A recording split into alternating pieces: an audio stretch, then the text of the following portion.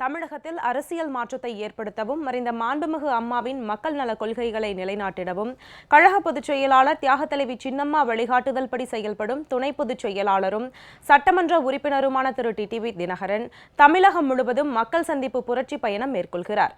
இதன் முதற்கட்டமாக தஞ்சாவூர் வடக்கு மாவட்டத்தில் கடந்த 2ஆம் தேதி முதல் 5ஆம் தேதி வரை திருவிடைமருதூர், கும்பகோணம், பாபநாசம், திருவையாறு சட்டமன்ற தொகுதிகளில் மக்கள் சந்திப்பு புரட்சி பயணம் மேற்கொண்டார். அப்போது பல்வேறு இடங்களில் திரு டிடிவி தினகரனுக்கு கழக நிர்வாகிகள், தொண்டர்கள், பொதுமக்கள் என பல்லாயிரக்கணக்கானோர் அலைகடல் என திரண்டு பட்டாசுகள் வெடித்தும் மலர்கள் தூவியும் மேலதாளங்கள் முழங்க எழுச்சிமிகு வரவேற்பு அளித்தனர். இந்நிலையில் இந்த மாபெரும் மக்கள் சந்திப்பு புரட்சி பயணத்தின் 2ஆம் கட்டமாக தஞ்சாவூர் தெற்கு மாவட்டத்திற்கு உட்பட்ட தஞ்சை தொகுதியில் கழக துணை பொதுச் செயலாளர் திரு டிடிவி தினகரன் கடந்த 10ஆம் தேதி மக்கள் சந்திப்பு புரட்சி பயணத்தை தொடங்கினார். பல்வேறு பகுதிகளில் சாலை நெடுகிலும் பதாகைகள் அமைத்தும் கொடிகள், தோரணங்கள் அமைத்தும் எழுச்சிமிகு வரவேற்பு அளிக்கும் வகையில் சிறப்பான ஏற்பாடுகளை கழக நிர்வாகிகளும் தொண்டர்களும் மேற்கொண்டனர். அதனைத் தொடர்ந்து ஒரத்தநாடு தொகுதி மற்றும் பட்டுக்கோட்டை சட்டமன்ற தொகுதிக்கு உட்பட்ட பல்வேறு பகுதிகளிலும் மக்கள் சந்திப்பு புரட்சி பயணத்தை திரு டிடிவி தினகரன் மேற்கொண்டார். அப்போது வழிநெடுகிலும் பல்லாயிரக்கணக்கான தொண்டர்களும் பொதுமக்களும் வாழ்த்து முழக்கங்களை எழுப்பி பட்டாசுகள் வெடித்தும் மலர்கள் தூவியும் முளைப்பாரி ஏந்தியும் ஏராளமான பெண்கள் ஆரத்தி எடுத்தும் சிறப்பான வரவேற்பு அளித்தனர். இதனைத் தொடர்ந்து அறந்தாங்கி நாள்ரோடு பகுதியில் திரு டிடிவி தினகரனை வரவேற்கும் வகையில் கோட்டை போன்று நுழைவு வாயில் அமைக்கப்பட்டிருந்தது. வழிநெடுகிலும் மின்விளக்குகள், கொடிகள், தோரணங்கள் அமைக்கப்பட்டு சிறப்பான வரவேற்பு அளிக்கப்பட்டது. இரவை பகலாக்கும் வகையில் வான வேடிக்கைகள் நிகழ்த்தப்பட்டு கழக நிர்வாகிகள், தொண்டர்கள் மற்றும் பொதுமக்கள் எழுச்சிமிகு வரவேற்பு அளித்தனர். அதனைத் தொடர்ந்து 4ஆம் நாளான நேற்று மக்கள் சந்திப்பு புரட்சி பயணம் மேற்கொண்ட கழக துணை பொதுச் செயலாளரும் சட்டமன்ற உறுப்பினருமான திரு டிடிவி தினகரன் ஒரத்தநாடு பகுதிக்கு வருகை தந்தார். அவருக்கு கழக நிர்வாகிகளும் தொண்டர்களும் பல்லாயிரக்கணக்கான பொதுமக்களும் எழுச்சிமிகு வரவேற்பு அளித்தனர்.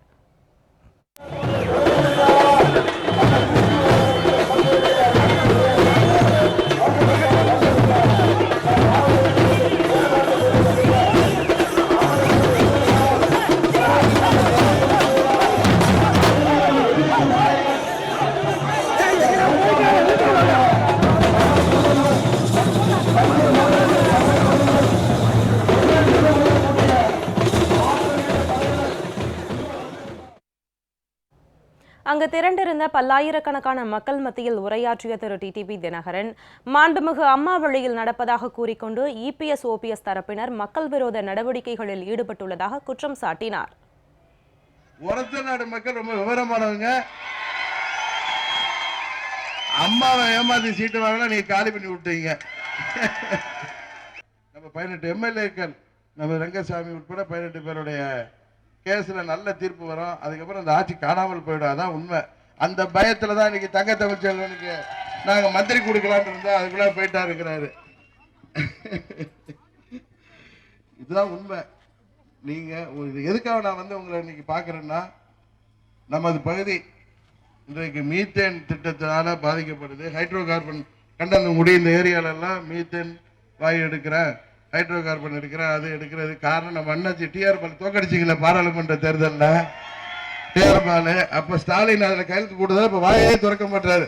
இப்ப நம்ம கதிராமங்கலத்தில் போய் அந்த அவர் பேராசிரியர் ஜெயராமனுக்கு ஆதரவு தெரிஞ்சுக்கிட்டு நான் வக்கீல் நல்ல தம்பி கிட்ட சொன்னேன், இதுக்கு அரசியல் இல்லாம எல்லா கட்சியும் கூப்பிட்டு போராட்டம் பண்ணுங்க. நாங்கள் வந்து இல்ல திமுக வரமாட்டாங்கன்னாரு. ஏன்னா கையெழுத்து போட்டதே அண்ணன் தான், நமது செயல் தலைவர் தான், அவங்க ஆட்சியில தான் சொல்லி தான் இவர் நம்ம நீங்க தோக்கடிச்சிங்களா டிஆர் பாலு கையெழுத்து போட்டாரு அப்படின்னு. இவங்க எல்லா தொந்தரவுக்கு காரணமே நம்ம மாவட்டத்தை சேர்ந்த திரு மு கருணாநிதி அவர்கள் காலத்துல இருந்து தான்.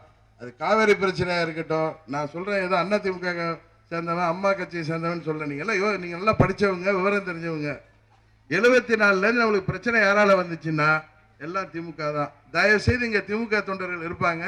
நான் சொல்றது உண்மையா போயான்னு நீங்க வீட்டில் போய் எண்ணி பாருங்க. ஆர்கே நகர் தொகுதி மக்கள் அங்க வந்து சரியான முடிவு எடுத்தாங்க.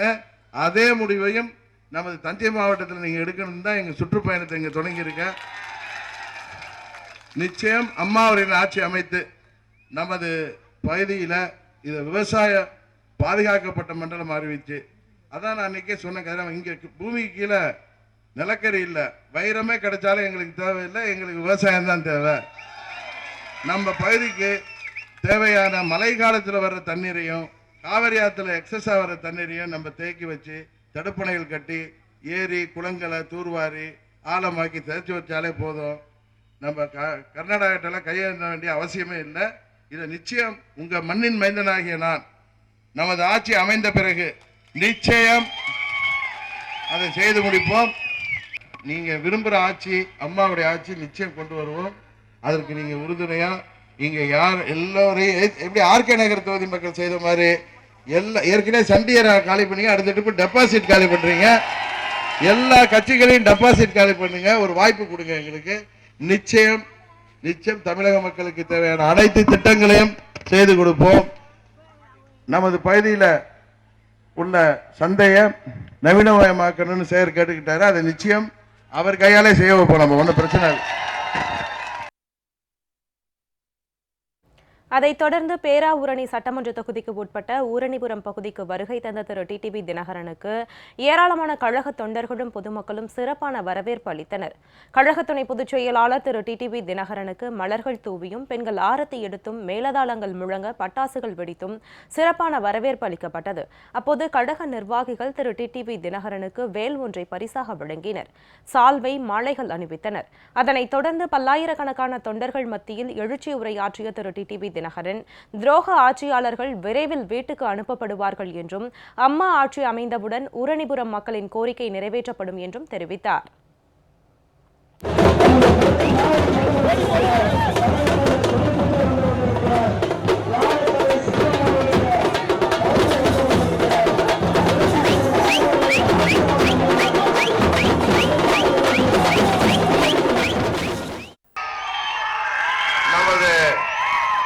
துரோக ஆட்சியில, மக்கள் விரோத ஆட்சியில உள்ளாட்சித்துறை அமைச்சராக ஒருத்தர் இருக்க தெரியுமா உங்களுக்கு? பேக்கேஜ் வீரமணின்னு பேரு, வேலுமணின்னு பேரு. பேக்கேஜ் வேலுமணி. அந்த பேக்கேஜ் வேலுமணி என்ன சொல்லியிருக்காருன்னா, நான் போற இடத்துல எல்லாம் மக்களை பேக்கேஜா பேசி ஒரு இடத்துல இருந்து இன்னொரு இடத்துக்கு அனுப்பிட்டு வந்து பேசுறேன். நான் ஒருத்த நாட்டுல இருந்து பேசிட்டு அங்க இருந்தவங்களை எல்லாம் இங்க அனுப்பியிருக்கேங்கிறாரு.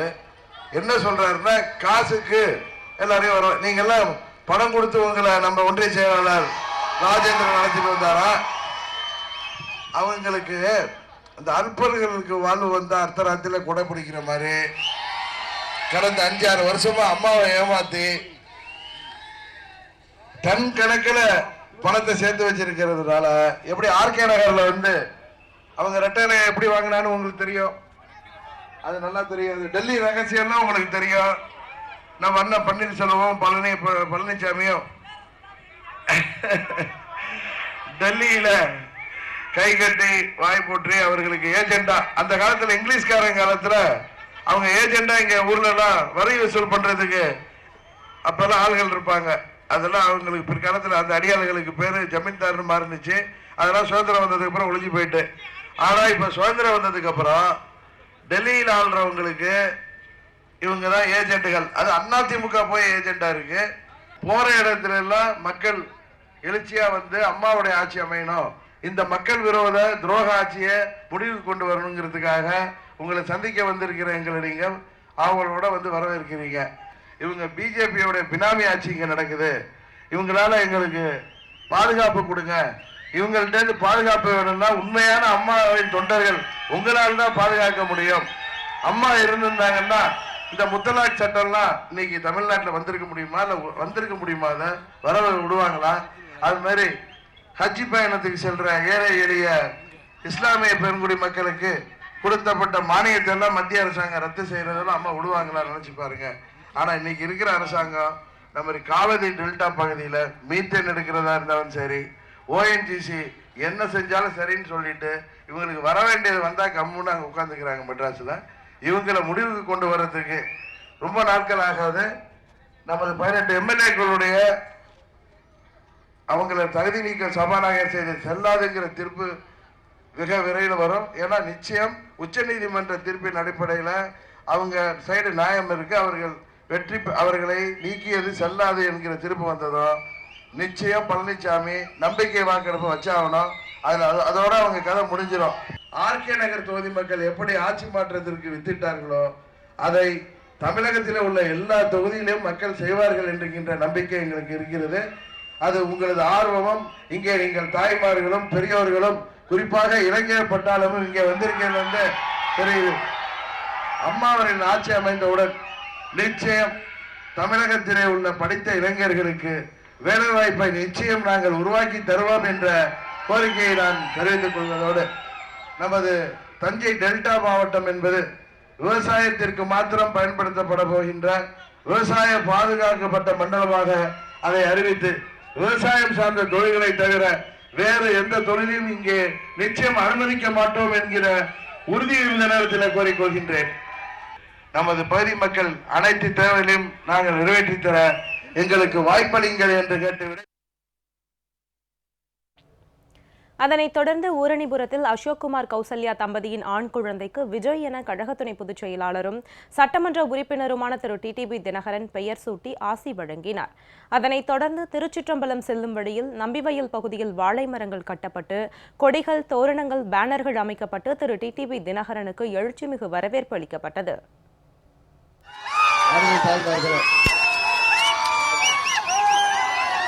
தமிழகத்திலே இன்றைக்கு இருக்கின்ற இந்த மக்கள் விரோத துரோக ஆட்சியை ஒரு முடிவுக்கு கொண்டு வந்து மீண்டும் அம்மா அவர்களின் ஆட்சியை தமிழகத்திலே நாம் கொண்டு வருவதற்கு நீங்கள் ஆதரவளிக்க வேண்டும் என்று கேட்டு செல்லத்தான் உங்களை எல்லாம் இன்றைக்கு சந்திக்க வந்திருக்கின்றேன்.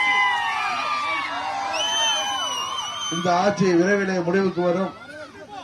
எப்பொழுது தேர்தல் வந்தாலும் ஆர்கே நகர் தொகுதி மக்கள் எப்படி நமக்கு மாபெரும் வெற்றியை தந்தார்களோ அதே போன்ற வெற்றியை பட்டுக்கோட்டை தொகுதி மக்களும் கொடுக்க வேண்டும் என்று கேட்டுக்கொள்கின்றேன்.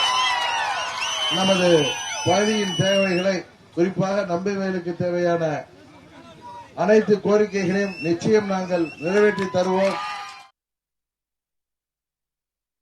இதனைத் தொடர்ந்து திருச்சிற்றம்பலம் பகுதிக்கு வருகை தந்த திரு டிடிவி தினகரனுக்கு கழக தொண்டர்களும் பொதுமக்களும் பட்டாசு வெடித்து மேலதாளங்களுடன் உற்சாக வரவேற்பு அளித்தனர்.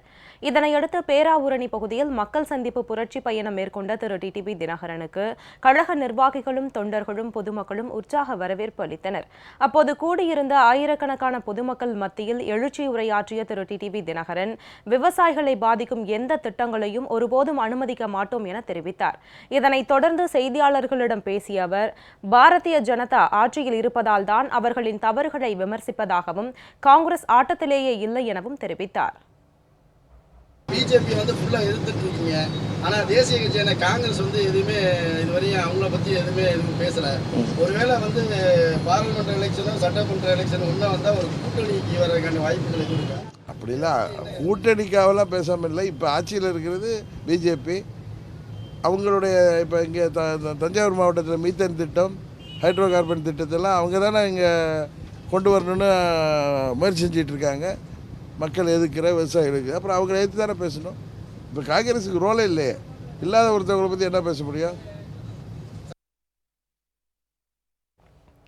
இதனைத் தொடர்ந்து உடையாநாடு பகுதியில் கழக துணை பொதுச் செயலாளர் திரு டிடிவி தினகரனுக்கு மக்கள் பட்டாசு வெடித்து மேலதாளங்களுடன் உற்சாக வரவேற்பு அளித்தனர்.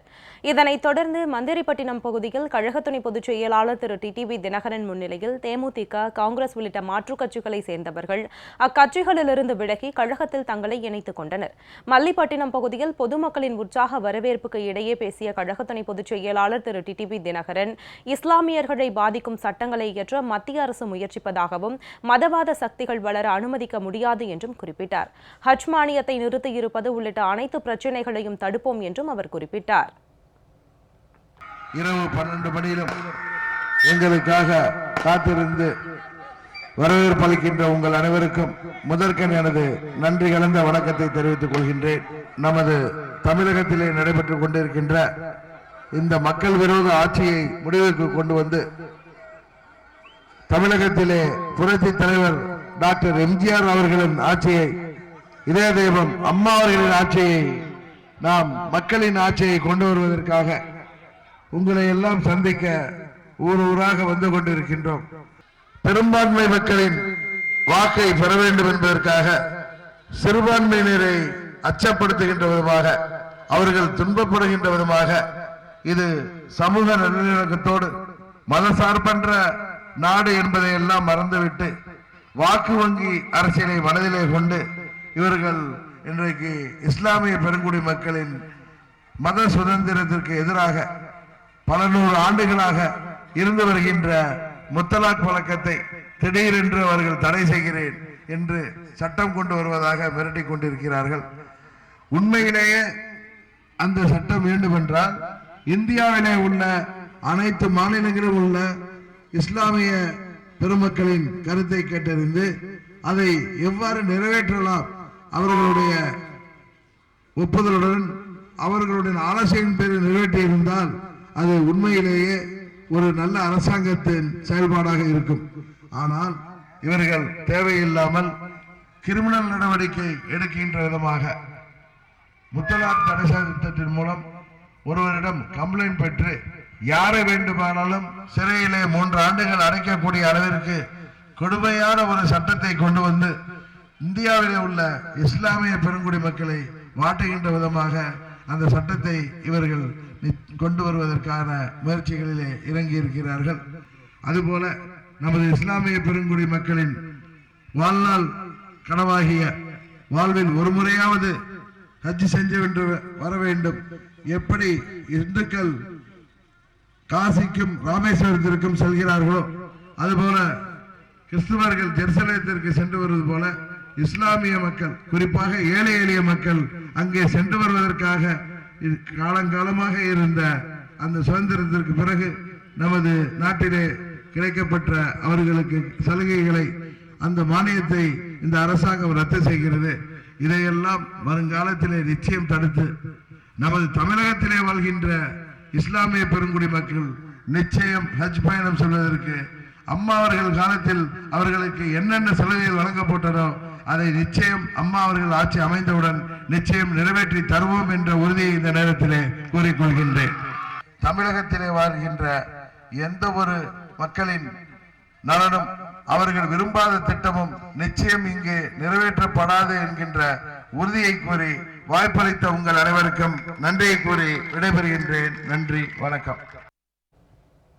இதனைத் தொடர்ந்து மாற்றுக் கட்சிகளை சேர்ந்த பலர் கழக துணை பொதுச் செயலாளர் திரு டிடிவி தினகரன் முன்னிலையில் தங்களை கழகத்தில் இணைத்துக் கொண்டனர். விளாங்குளம் பகுதியைச் சேர்ந்த பாலசுப்ரமணி ராசாத்தி தம்பதியின் பெண் குழந்தைக்கு ஜெயலலிதா என திரு டிடிவி தினகரன் பெயர் சூட்டினார். இதனைத் தொடர்ந்து அங்கு அக்ஷயபுரீஸ்வரர் ஆலயத்தில் கழக துணை பொதுச் செயலாளர் திரு டிடிவி தினகரன் வழிபாடு மேற்கொண்டார்.